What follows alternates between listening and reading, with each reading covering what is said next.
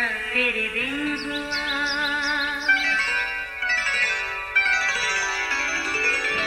नया फिर दिन हुआ, पुरानी रात का करे सो शुक्र हम खुदा की जात का, खुदा की जात का नया फिर दिन हुआ।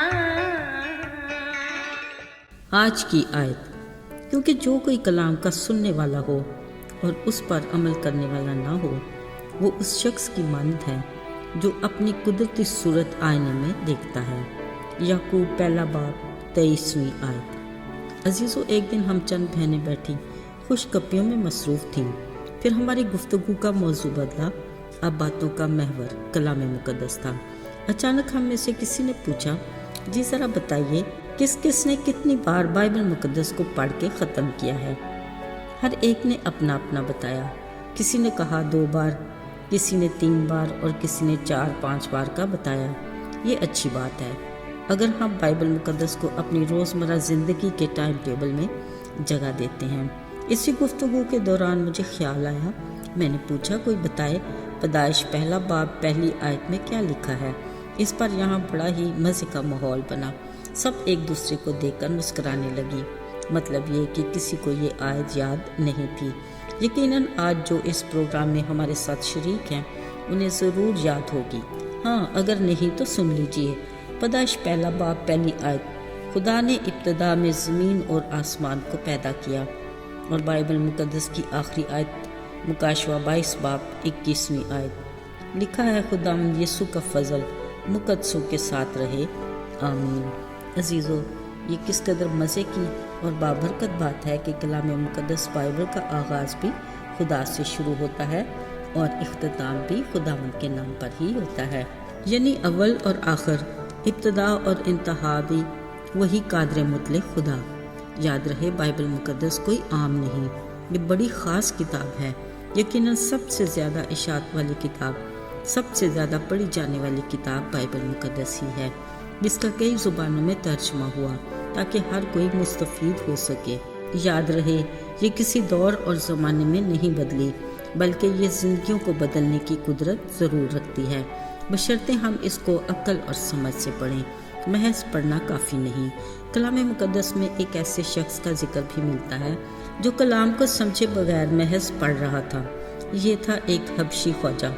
वो हबशियों की मलका कंदाके का एक वज़ीर और उसके सारे ख़जाने का मुख्तार था, जो अपने रथ पर बैठा हुआ यसाया नबी के सहीफ़े को पढ़ता हुआ वापस जा रहा था। वो यरूशलेम में इबादत के लिए आया हुआ था। जिस वक्त ये अपने सफ़र में रवां दवां था, उसी वक्त खुदावंद के फरिश्ता ने फिलिप्पस से कहा, उठकर दक्कन की तरफ उस राह पर जा जो यरूशलेम से गज़ा को जाती है और जो जंगल में है। रूह ने फिलिप्पस से कहा, नज़दीक जाकर उसके रथ के साथ हो ले। बस फिलिप्पस ने उस तरफ दौड़कर उसे यसाया नबी का सहीफ़ा पढ़ते सुना और कहा, जो तू पढ़ता है उसे समझता भी है। उसने कहा, ये मुझसे क्यों कर हो सकता है जब तक कोई मुझे हदायत ना करे।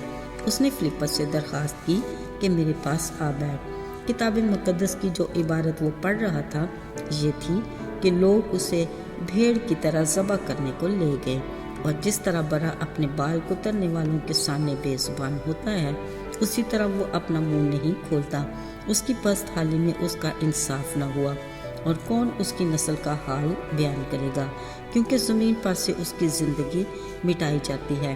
ख्वाजा ने फिलिप्पस से कहा, मैं तेरी मिन्नत करके पूछता हूँ कि नबी ये किसके हक़ में पूछता है, अपने या किसी दूसरे के। फिलिप्पस ने अपनी ज़ुबान खोलकर उस नविश्ता से शुरू किया और उससे यीशु की खुशखबरी दी। फिर राह में चलते चलते किसी पानी की जगह पर पहुँचे। ख्वाजा ने कहा, देख, पानी मौजूद है, अब मुझे बपतिस्मा लेने से कौन सी चीज़ रोकती है। बस फिलिप्पस ने कहा, अगर तू दिल और जान से ईमान लाए तो बपतिस्मा ले सकता है। ख्वाजा ने कहा, मैं ईमान लाता हूँ कि यीशु मसीह खुदा का बेटा है। अजीज़ों, कलाम को समझने के बाद फिलिप्पस ने उसी वक्त उसे बपतिस्मा दिया।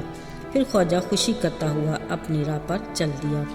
साथियों, याद रहे, कलाम की समझ सच बताती और हकीकत से आगाह करती है। सच ये है कि हम सब ने गुनाह किया। اور ہم سب خدا کے جلال سے محروم ہیں، مگر اس کے بیٹے یسوع کا خون ہمیں تمام گناہوں سے پاک کرتا ہے۔ ساتھیو، خدا کا کلام ہماری رہنمائی کرتا ہے کہ راہ، حق اور زندگی یسوع ہے۔ اسی کے وسیلہ سے ہم باپ خدا کے پاس جا سکتے ہیں۔ یہی واحد کلام ہمیں درست راہ کی طرف رہنمائی بھی کرتا ہے تاکہ ہمارے سفر کی انتہا ہمیشہ کی زندگی ہو۔ یاد رہے، خدا کا کلام خالص روحانی دودھ کی مانند ہے۔ یہ زندگی کی روٹی اور زندگی کا پانی ہے۔ یہ شہد کی طرح شیرین ہے۔ عزیزو، اگر ہم کلام مقدس کو عقل اور سمجھ کے ساتھ پڑھیں گے تو یہ ہماری روحانی زندگی کی ایسی غذا ہوگی جس سے ہم بحالی اور تازگی حاصل کر کے مسیح میں بھرپور اور بابرکت زندگی گزار سکتے ہیں۔ خدا نے فرمایا، کلام پر عمل کرنے والے بنو، نہ محض سننے والے۔ ہمیں یقینی طور پر عملی مسیحی بننا ہے تاکہ ہم مسیح کے منصور نظر ہوں اور اس کی خوشنودی حاصل کر سکیں۔ آئیے دعا کریں۔ اے باپ آسمانی، ہم تیرے شکر گزار ہیں کہ تو ہمارا خیال رکھتا ہے۔